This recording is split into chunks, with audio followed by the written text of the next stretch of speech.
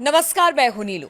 तो बिहार में नई सरकार के गठन की प्रक्रिया शुरू हो गई है। सोमवार को बिहार कैबिनेट की बैठक के बाद नीतीश कुमार राजभवन पहुंचे और राज्यपाल आरिफ मोहम्मद खान को विधानसभा भंग करने के लिए पत्र सौंप दिया। अब 20 तारीख को यानी 20 नवंबर को पटना के गांधी मैदान में बिहार की नई सरकार का शपथ ग्रहण होगा। उससे एक दिन पहले यानी कल वो अपना इस्तीफा भी देने वाले हैं, जिसके लिए अब तैयारी तेज हो गई है कि किस तरह का शपथ ग्रहण होगा। वहीं इसी के साथ बिहार में नए मंत्रिमंडल का भी गठन कर दिया जाएगा। इस बीच चर्चा है कि बिहार मंत्रिमंडल में किसको किसको जगह मिलेगी। ऐसे में जेडीयू कोटे से किन चेहरों को मौका मिलेगा, ये भी सवाल है। बताया जा रहा है कि नीतीश कुमार अपने मंत्रिमंडल में जेडीयू कोटे से लगभग सभी पुराने चेहरों को मौका देंगे, यानी कि रिपीट करेंगे। हालांकि इस बार उनके मंत्रिमंडल में जेडीयू कोटे से कुछ नए चेहरे भी शामिल हो सकते हैं। बताया जा रहा है कि सीएम नीतीश कुमार ने जिस तरह से जेडीयू उम्मीदवारों के चयन में सोशल इंजीनियरिंग का बखूबी इस्तेमाल किया था, उसी तरह से नीतीश कुमार कैबिनेट गठन में भी जातीय समीकरण को साधते हुए नजर आएंगे। दरअसल नीतीश कुमार सामाजिक समीकरण के लिए जाने जाते हैं। इसकी तस्वीर 2025 में जेडीयू उम्मीदवार की लिस्ट देखने को जिस तरह से मिली थी, यानी कि टिकट का बंटवारा हुआ था, उससे इस बात का अंदाजा लग जाएगा। बिहार चुनाव 2025 में नीतीश कुमार ने तमाम जातीय समीकरण को साध लिया था। अब कुछ ऐसा ही समीकरण अपने मंत्रिमंडल में भी वो दिखा सकते हैं, जो बेहद दिलचस्प होगा। नीतीश कुमार की पार्टी जेडीयू से इस बार 85 विधायक जीत कर आए हैं। ऐसे में जेडीयू कोटे से 13 से 14 विधायक मंत्री बन सकते हैं। नीतीश कुमार के मंत्रिमंडल में जो जातीय समीकरण हो सकता है वो कुछ इस तरह से होगा। वो हम जरा आपको बताते हैं कि क्या मंत्रिमंडल हो सकता है और किस तरह से जातीय समीकरण को, यानी जो सोशल इंजीनियरिंग जिसके लिए नीतीश कुमार जाने जाते हैं, वो देखने को मिल सकता है। तो जेडीयू से इन चेहरों को जगह मिल सकती है। बिहार में नई सरकार के गठन की प्रक्रिया शुरू हो गई और इस बीच एक संभावित सूची भी आ गई है मंत्रियों की जेडीयू की तरफ से।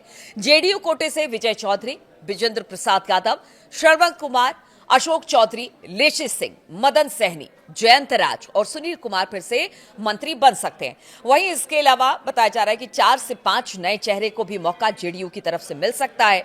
जेडीयू उम्मीदवारों की लिस्ट में सोशल इंजीनियरिंग साफ देखने को मिली जब वो उम्मीदवारी का लिस्ट तैयार कर रहे थे और टिकट दे रहे थे। तो पिछड़ा वर्ग ओबीसी से 37 उम्मीदवारों को उन्होंने अपना उम्मीदवार बनाया था। अति पिछड़ा वर्ग से 22 उम्मीदवार थे। स्वर्ण समाज से 22 उम्मीदवार बनाए गए थे, यानी कि मैदान में उतारा गया था चुनाव लड़ने के लिए। वहीं अनुसूचित जाति से 15 उम्मीदवार, अनुसूचित जनजाति से 2 उम्मीदवार शामिल थे। इसके साथ ही जेडीयू ने 13 महिलाओं को भी टिकट देकर महिला सशक्तिकरण का मजबूत संदेश देने की इस चुनाव में कोशिश की थी। नीतीश कुमार ने पहले लिस्ट में लव कुश समीकरण और दूसरे में पिछड़ा समाज पर फोकस किया। अब जरा जल्दी से बीजेपी के मंत्रियों की संभावित लिस्ट भी आपको बता देते हैं। जहां तक भाजपा का सवाल है, पार्टी सूत्रों ने बताया कि निवर्तमान मंत्रिमंडल के अधिकांश मंत्रियों को बरकरार रखे जाने की संभावना है। हालांकि पार्टी 3 से 4 नए चेहरे यहां पर लाने पर विचार कर रही है। जिन लोगों को दोहराए जाने की संभावना है उसमें सम्राट चौधरी, प्रेम कुमार, मंगल पांडे, विजय कुमार सिन्हा, नीतीश मिश्रा, रेणु देवी, जिवेश कुमार, नीरज कुमार सिंह, जनक राम, हरी सहनी, केदार प्रसाद गुप्ता, सुरेंद्र मेहता, संतोष कुमार सिंह, सुनील कुमार, मोदी लाल प्रसाद आदि शामिल है। सूत्रों ने कहा कि भाजपा में जिन नए चेहरों को कैबिनेट में जगह मिल सकती है उसमें राणा रणधीर, गायत्री देवी और विजय कुमार खेमका शामिल है। इन पार्टियों से इतने मंत्री होंगे वो भी आपको बता दें, जो गठबंधन दल है वहां से कितने कितने मंत्री होंगे। तो जेडीयू और भाजपा के साथ साथ छोटे सहयोगी दल जिसमें केंद्रीय मंत्री चिराग पासवान की एलजेपी रामविलास, जीतन राम मांझी की हम और उपेंद्र कुशवाहा के आरएमएल भी नए मंत्रिमंडल का हिस्सा होंगे। अगर सूत्रों के अनुसार बात की जाए तो लोजपा यानी कि रामविलास को 3 मंत्री पद मिलने की संभावना है, जबकि हम एस और आरएलएम को एक मंत्री पद मिल सकता है। नीतीश कुमार के साथ भाजपा से अधिकतम 16 और जदयू से 14 मंत्री 20 नवंबर को शपथ ले सकते हैं।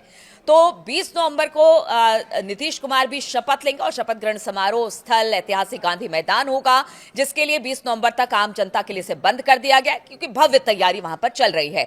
पटना जिला प्रशासन ने कहा कि आम लोगों के प्रवेश पर रोक लगा दी गई है और बड़ी तादाद में सुरक्षा बलों की तैनाती अभी से कर दी गई है, क्योंकि प्रधानमंत्री नरेंद्र मोदी के समारोह में शामिल होने की उम्मीद है। केंद्रीय गृह मंत्री अमित शाह और राजनाथ सिंह और इसके अलावा धर्मेंद्र प्रधान सहित एनडीए के कई वरिष्ठ नेताओं की उपस्थिति भी रहने की संभावना है। तो इस तरह से कुछ एक मोटा मोटी जो सूत्रों के हवाले से खबर मिल रही है, इस तरह से नीतीश का मंत्रिमंडल होगा और एक भव्य तैयारी अब इसे लेकर कर ली गई है।